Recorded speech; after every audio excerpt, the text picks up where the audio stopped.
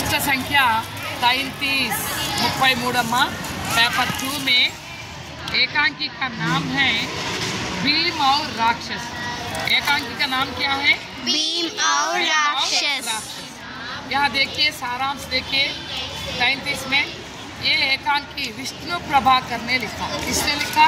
विष्णु प्रभाकर। महाभारत की कथा के अनुसार कुंती सहित पंच पांडवों ने अपने वनवास के दौरान एक गरीब ब्राह्मण के घर में अतिथि के रूप में आश्रय पाए हैं। महाभारతం కథ అనుసారంగా వీళ్ళందరూ పాండవులందరూ కూడా ఒక పేద బ్రాహ్మణుడి ఇంట్లో ఆశ్రయం పొందారు। ब्राह्मण के वेश में वे वहाँ ठहरे और भिक्षाटन करके जीवन यापन करते थे। ఎందుకంటే అజ్ఞాతవాసంలో ఉన్నారు, వీళ్ళెవరో తెలియకూడదు, అందుకనే బ్రాహ్మణుల వేషం వేసుకొని భిక్షాటనం చేస్తున్నారు। उस समय घटित एक घटना का चित्रण इस एकांकी में है। ఆ రోజు గడిచిన ఒక సంఘటనని ఈ నాటక రూపంలో మనకి ఇచ్చారన్నమాట। गरीब ब्राह्मण का घर, किसका घर है? गरीब ब्राह्मण का घर। పేదవాడి ఇల్లు। एक दिन उस घर से जोर जोर से रोने की आवाज आ रही थी। ఆ ఇంట్లోంచి బాగా గట్టిగా ఏడ్చిన కేకలు వినిపిస్తున్నాయి। कुंती से सहा नहीं गया, पापम कुंती तटकोलेपोయింది। वह उनके पास जाकर पूछने लगती है कि बात क्या है। వెళ్ళి అడిగింది, ఏంటి విషయం, ఎందుకు ఏడుస్తున్నారు? लेकिन कोई कुछ नहीं बोलते, ఎవ్వరు ఏం చెప్పట్లా। रोते ही रहते हैं, ఏడుస్తూనే ఉన్నారు। इतने में भीम उनसे सारा विवरण पूछता है। अప్పుడు భీముడు గద్దించి అడగంగానే వివరణ అంతా చెప్తాడు। तब ब्राह्मण कहता है, अప్పుడు బ్రాహ్మణుడు అంటాడు, उस नगरी का राजा बहुत दुर्बल था, ఆ నగరానికి రాజు చాలా బలహీనుడు। उस राजा को दबाकर बक नामक राक्षस राजा बन गया, ఆ రాజుని అణిచివేసి బక్ అనే రాక్షసుడు రాజుగా అయ్యాడు। वही सबकी रक्षा करने के बहाने आतंक करता है, అందరినీ రక్షిస్తాను అని చెప్పి అందరికీ ఆపదలు సృష్టిస్తున్నాడు। బదలే మే ఉసే హర్ రోజ్ ఏక్ గాడి బరన్, దానికి బదులుగా రోజు ఒక పెద్ద బండి అన్నం, 2 भैंस 2 దున్నపోతులు और एक मनुष्य को भोजन के रूप में देना होता है, మళ్ళీ ఒక మనిషిని భోజనం రూపంలో ఇవ్వాలి। उस नगर के लोगों ने सब मिलकर बारी बारी से उसको भोग चढ़ाने का निर्णय किया। ఆ నగరంలో ప్రజలు రోజు ఇలా అందరి మీద పడి తినే కంటే ఒక్కొక్కళ్ళని పంపిస్తే బెటర్ కదా అనుకుని అలా వంతులు వేసుకున్నారు, నిర్ణయం తీసుకున్నారు। యా నియम 40 सालों से चल रहा था, ఒక్క రోజు కాదు 2 రోజులు 40 సంవత్సరాల నుంచి ఇదే జరుగుతుంది। अब इस ब्राह्मण परिवार की बारी है, ఇప్పుడు ఈ బ్రాహ్మణుడి వంతు వచ్చింది। जब भीम पूछता है कि अपने स्थान पर किसी और को भी तो बोझ भेज सकते हैं, అప్పుడు భీముడు అంటాడు, నీ స్థానంలో ఇంకెవరన్నా పంపొచ్చా అంటాడు। तो ब्राह्मण जवाब देता है कि ऐसा भी किया जा सकता है, पर आदमी खरीदने के लिए धन भी तो चाहिए, అలా కూడా చేయొచ్చు, కానీ మనిషిని కొనాలంటే డబ్బులు ఉండాలి కదా అని అడిగాడు।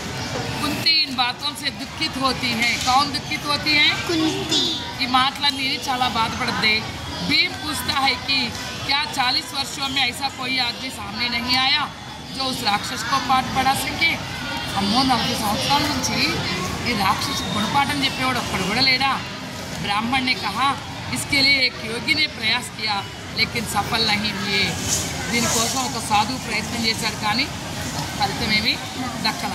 कुंती अपने पुत्र भीम को बकासुर के पास भेजती है। कौन भेजती है? कुंती। किसको भेजती है? बकासुर को।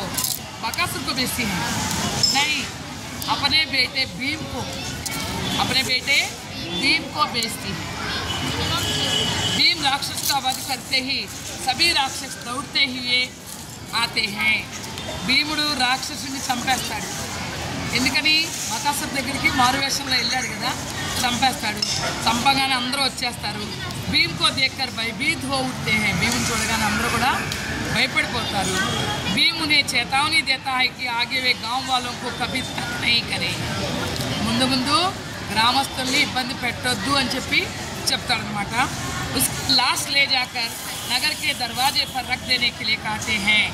ఆ శవాన్ని తీసుకెళ్ళి నగరం గుమ్మం ముందు కట్టుకొని చెప్తాడు। నెక్స్ట్, ताकि सब गांव वालों की नज़र पड़ जाए, ఎందుకంటే గ్రామస్తులందరూ కూడా చూడాలి, इस तरह भीम बकासुर का अंत करता है। ఈ విధంగా భీముడు బకాసురుని చంపాడు। इस एकांकी का संदेश है कि हमेशा दानवता पर मानवता की जीत होती है। దానవత్వం మీద మానవత్వమే గెలుస్తుంది, ఎప్పుడు రాక్షసత్వం అనేది గెలవదు। अच्छाई के सामने बुराई झुक जाती है, మంచికి ముందు చెడు ఎప్పుడు కూడా తల వంచాల్సిందే। समझ में आया बच्चों? अच्छा, यहाँ पात्र है, देख लीजिए। भीम, पात्र कौन कौन है आप बताइए। చెప్పనమ్మా। भीम उनकी माँ ब्राह्मणी, गरीब ब्राह्मण की पत्नी वह रो रही है। नेक्स्ट ब्राह्मण, गरीब ब्राह्मण वह भी रोता है। ब्राह्मण की लड़की 7-8 वर्ष की बालिका है वह। कुंती भीम की माँ है। भीम कुंती का पुत्र है। बकासुर परपीड़क राक्षस, मरे अन्य 1-2 राक्षस भी रहते हैं बकासुर के साथ। अच्छा बच्चों, धन्यवाद।